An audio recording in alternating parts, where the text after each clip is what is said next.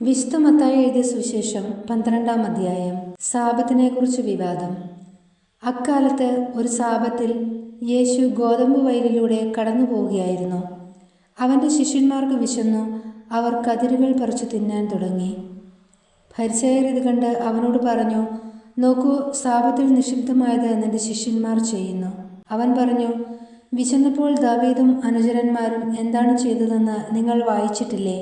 അവൻ ദൈവഭവനത്തിൽ പ്രവേശിച്ച് പുരോഹിതന്മാർക്കല്ലാതെ തനിക്കോ സഹജനന്മാർക്കോ ഭക്ഷിക്കാൻ അനുവാദമില്ലാത്ത കാഴ്ചയപ്പം ഭക്ഷിച്ചതെങ്ങനെ? അല്ലെങ്കിൽ സാബത്ത് ദിവസം ദേവാലയത്തിലെ പുരോഹിതന്മാർ സാബത്ത് ലംഘിക്കുകയും അതേസമയം കുറ്റമറ്റവരായിരിക്കുകയും ചെയ്യുന്നത് എങ്ങനെയെന്ന് നിങ്ങൾ നിയമത്തിൽ വായിച്ചിട്ടില്ലേ? എന്നാൽ ഞാൻ നിങ്ങളോട് പറയുന്നു, ദേവാലയത്തേക്കാൾ ശ്രേഷ്ഠമായ ഒന്നിവിടെയുണ്ട്. ബലിയല്ല, കരുണയാണ് ഞാൻ ആഗ്രഹിക്കുന്നത് എന്നതിൻ്റെ അർത്ഥം മനസ്സിലാക്കിയിരുന്നെങ്കിൽ നിങ്ങൾ നിരപരാധരെ കുറ്റം വിധിക്കുമായിരുന്നില്ല. എന്തെന്നാൽ മനുഷ്യപുത്രൻ സാബത്തിൻ്റെയും കർത്താവാണ്. സാബത്തിൽ രോഗശാന്തി നൽകുന്നു. യേശു അവിടെ നിന്ന് യാത്ര തിരിച്ച് അവരുടെ സിനഗോഗിലെത്തി. അവിടെ കൈ ശോഷിച്ച ഒരുവനുണ്ടായിരുന്നു. യേശുവിൽ കുറ്റം ആരോപിക്കണമെന്ന ഉദ്ദേശത്തോടെ അവർ അവനോട് ചോദിച്ചു, സാബത്തിൽ രോഗശാന്തി നൽകുന്നത് അനുവദനീയമാണോ? അവൻ പറഞ്ഞു, നിങ്ങളിൽ ആരാണ് തൻ്റെ ആട് സാബത്തിൽ കുഴിയിൽ വീണാൽ പിടിച്ചു കയറാത്തത്? ആടിനേക്കാൾ എത്രയേറെ വിലപ്പെട്ടവനാണ് മനുഷ്യൻ. അതിനാൽ സാബത്തിൽ നന്മ ചെയ്യുക അനുവദനീയമാണ്. അനന്തരം അവൻ ആ മനുഷ്യനോട് പറഞ്ഞു, കൈ നീട്ടുക. അവൻ കൈ നീട്ടി. ഉടനെ അത് സുഖം പ്രാപിച്ച് മറ്റേ കൈ പോലെയായി.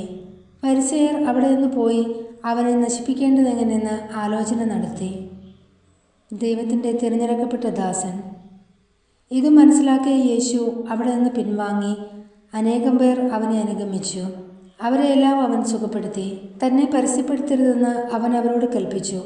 ഇത് യെശയ്യാ പ്രവാചകൻ വഴി അരുളി ചെയ്യപ്പെട്ടത് പൂർത്തിയാകുന്നതിനു വേണ്ടിയാണ്. ഇതാ ഞാൻ തിരഞ്ഞെടുത്ത എൻ്റെ ദാസൻ, എൻ്റെ ആത്മാവ് പ്രസാദിച്ച എൻ്റെ പ്രിയപ്പെട്ടവൻ. ഞാൻ അവൻ്റെ മേൽ എൻ്റെ ആത്മാവിനെ അയക്കും. അവൻ വിജാതീയരെ ന്യായവിധി അറിയിക്കും. അവൻ തർക്കിക്കുകയോ ബഹളം കൂട്ടുകയോ ഇല്ല. തെരുവീഥികളിൽ അവൻ്റെ ശബ്ദം ആരും കേൾക്കുകയില്ല. നീതിയെ വിജയത്തിലെത്തിക്കുന്നതുവരെ അവൻ ചതഞ്ഞ ഞാങ്ങണ ഒടിക്കുകയില്ല. പുകഞ്ഞ തിരി കെടുത്തുകയില്ല. അവൻ്റെ നാമത്തിൽ വിജാതീയർ പ്രത്യാശ വയ്ക്കും. യേശുവും ബെൽസെബൂലും. അനന്തരം അന്ധനും ഊമനുമായ ഒരു പിശാചുബാധിതനെ അവർ യേശുവിൻ്റെ അടുത്ത് കൊണ്ടുവന്നു. യേശു അവനെ സുഖപ്പെടുത്തി.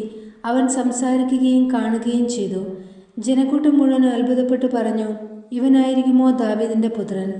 എന്നാൽ ഇത് കേട്ടപ്പോൾ ഫരിസേയർ പറഞ്ഞു, ഇവൻ പിശാചുകളുടെ തലവനായ ബെൽസെബൂലിനെ കൊണ്ട് തന്നെയാണ് പിശാചുകളെ ബഹിഷ്കരിക്കുന്നത്. അവരുടെ വിചാരങ്ങൾ മനസ്സിലാക്കിയ യേശു അവരോട് പറഞ്ഞു, അന്തഛിദ്രമുള്ള ഏത് രാജ്യവും നശിച്ചു പോകും. അന്തഛിദ്രമുള്ള നഗരമോ ഭവനമോ നിലനിൽക്കുകയില്ല. സാത്താൻ സാത്താനെ ബഹിഷ്കരിക്കുന്നെങ്കിൽ അവൻ തനിക്കെതിരായി തന്നെ ഭിന്നിക്കുകയാണ്. ആ സ്ഥിതിക്ക് അവൻ്റെ രാജ്യം എങ്ങനെ നിലനിൽക്കും? ബെൽസെബൂലിനെ കൊണ്ടാണ് ഞാൻ പിശാചുകളെ ബഹിഷ്കരിക്കുന്നതെങ്കിൽ നിങ്ങളുടെ പുത്രന്മാർ ആരെ കൊണ്ടാണ് അവയെ ബഹിഷ്കരിക്കുന്നത്? അതുകൊണ്ട് അവർ നിങ്ങളുടെ വിധികർത്താക്കളായിരിക്കും. എന്നാൽ ദൈവാത്മാവിനെ കൊണ്ടാണ് ഞാൻ പിശാചുകളെ ബഹിഷ്കരിക്കുന്നതെങ്കിൽ ദൈവരാജ്യം നിങ്ങളിൽ വന്നു കഴിഞ്ഞിരിക്കുന്നു. അഥവാ ശക്തനായ ഒരു മനുഷ്യൻ്റെ ഭവനത്തിൽ പ്രവേശിച്ച് വസ്തുക്കൾ കവർച്ച ചെയ്യാൻ ആദ്യം തന്നെ അവനെ ബന്ധിക്കാതെ സാധിക്കുമോ? ബന്ധിച്ചാൽ കവർച്ച ചെയ്യാൻ കഴിയും. എന്നോട് കൂടെ അല്ലാത്തവൻ എൻ്റെ എതിരാളിയാണ്. എന്നോട് കൂടെ ശേഖരിക്കാത്തവൻ ചിതറിച്ചു കളയുന്നു. അതുകൊണ്ട് ഞാൻ നിങ്ങളോട് പറയുന്നു, മനുഷ്യൻ്റെ എല്ലാ പാപവും ദൈവദൂഷണവും ക്ഷമിക്കപ്പെടും. എന്നാൽ ആത്മാവിനെതിരായ ദൂഷണം ക്ഷമിക്കപ്പെടുകയില്ല. മനുഷ്യപുത്രനെതിരായി ആരെങ്കിലും ഒരു വാക്ക് പറഞ്ഞാൽ അത് ക്ഷമിക്കപ്പെടും.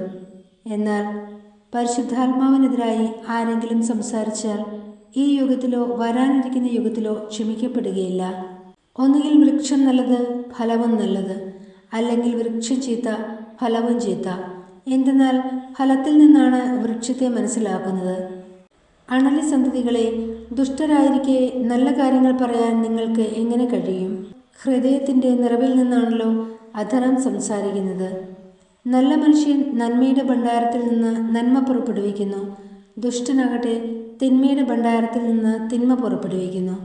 ഞാൻ നിങ്ങളോട് പറയുന്നു, മനുഷ്യർ പറയുന്ന ഓരോ വ്യർത്ഥവാക്കിനും വിധി ദിവസത്തിൽ കണക്ക് കൊടുക്കേണ്ടി വരും. നിന്റെ വാക്കുകളാൽ നീ നീതീകരിക്കപ്പെടും. നിന്റെ വാക്കുകളാൽ നീ കുറ്റം വിധിക്കപ്പെടുകയും ചെയ്യും. യോന പ്രവാചകന്റെ അടയാളം. അപ്പോൾ നിയമജ്ഞരിലും ഫരിസേയരിലും പെട്ട ചിലർ അവനോട് പറഞ്ഞു, ഗുരു, നിന്നിൽ നിന്ന് ഒരടയാളം കാണാൻ ഞങ്ങൾ ആഗ്രഹിക്കുന്നു. അവൻ മറുപടി പറഞ്ഞു, ദുഷിച്ചതും അവിശ്വസ്തവുമായ തലമുറ അടയാളം അന്വേഷിക്കുന്നു.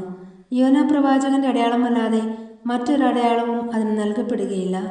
യോന 3 രാവും 3 പകലും തിമിംഗലത്തിന്റെ ഉദരത്തിൽ കിടന്നതുപോലെ മനുഷ്യപുത്രനും 3 രാവും 3 പകലും ഭൂമിക്കുള്ളിലായിരിക്കും. നിനവെ നിവാസികൾ വിധി ദിവസം ഈ തലമുറയോടൊത്ത് എഴുന്നേറ്റ് ഇതിനെ കുറ്റം വിധിക്കും. എന്തെന്നാൽ യോനായുടെ പ്രസംഗം കേട്ട് അവർ അനുതപിച്ചു. ഇതാ, ഇവിടെ യോനായേക്കാൾ വലിയവൻ. ദക്ഷിണദേശത്തെ രാജ്ഞി വിധി ദിവസം ഈ തലമുറയോടൊത്ത് ഉയർപ്പിക്കപ്പെടുകയും ഇതിനെ കുറ്റം വിധിക്കുകയും ചെയ്യും. എന്തെന്നാൽ സോളമന്റെ വിജ്ഞാനം ശ്രവിക്കാൻ അവൾ ഭൂമിയുടെ അതിർത്തികളിൽ നിന്ന് വന്നെത്തി. ഇതാ, ഇവിടെ സോളമനേക്കാൾ വലിയവൻ. അശുദ്ധാത്മാവ് തിരിച്ചു വരുന്നു. അശുദ്ധാത്മാവ് ഒരു മനുഷ്യനെ വിട്ടു പോകുമ്പോൾ അത് ആശ്വാസം തേടി വരണ്ട സ്ഥലങ്ങളിലൂടെ അലഞ്ഞു നടക്കുന്നു, എന്നാൽ കണ്ടെത്തുന്നില്ല. അപ്പോൾ അത് പറയുന്നു, ഞാൻ ഇറങ്ങിപ്പോന്ന എൻ്റെ ഭവനത്തിലേക്ക് തിരിച്ചു ചെല്ലും. അത് മടങ്ങി വരുമ്പോൾ ആ സ്ഥലം ആളൊഴിഞ്ഞും അടിച്ചുവാരി സജ്ജീകരിക്കപ്പെട്ടും കാണുന്നു. അപ്പോൾ അത് പുറപ്പെട്ടു ചെന്ന് തന്നേക്കാൾ ദുഷ്ടരായ 7 ആത്മാക്കളെ കൂടി തന്നോടൊത്ത് കൊണ്ടുവരികയും അവിടെ പ്രവേശിച്ച് വാസമുറപ്പിക്കുകയും ചെയ്യുന്നു. അങ്ങനെ ആ മനുഷ്യന്റെ അവസാനത്തെ സ്ഥിതി ആദ്യത്തേതിനേക്കാൾ ശോചനീയമായി തീരുന്നു. ഈ ദുഷിച്ച തലമുറയ്ക്കും ഇതുതന്നെയായിരിക്കും അനുഭവം. യേശുവിൻ്റെ അമ്മയും സഹോദരരും. അവൻ ജനക്കൂട്ടത്തോട് പ്രസംഗിച്ചുകൊണ്ടിരുന്നപ്പോൾ അവൻ്റെ അമ്മയും സഹോദരരും അവനോട് സംസാരിക്കാൻ ആഗ്രഹിച്ച് പുറത്തു നിന്നിരുന്നു. ഒരുവൻ അവനോട് പറഞ്ഞു, നിന്റെ അമ്മയും സഹോദരരും നിന്നോട് സംസാരിക്കാൻ ആഗ്രഹിച്ച് പുറത്തു നിൽക്കുന്നു. യേശു അവനോട് പറഞ്ഞു, ആരാണ് എൻ്റെ അമ്മ, ആരാണ് എൻ്റെ സഹോദരർ? തൻ്റെ ശിഷ്യന്മാരുടെ നേരെ കൈ ചൂണ്ടിക്കൊണ്ട് അവൻ പറഞ്ഞു, ഇതാ എൻ്റെ അമ്മയും സഹോദരരും. സ്വർഗസ്ഥനായ എൻ്റെ പിതാവിൻ്റെ ഇഷ്ടം നിറവേറ്റുന്നവനാരോ അവനാണ് എൻ്റെ സഹോദരനും സഹോദരിയും അമ്മയും.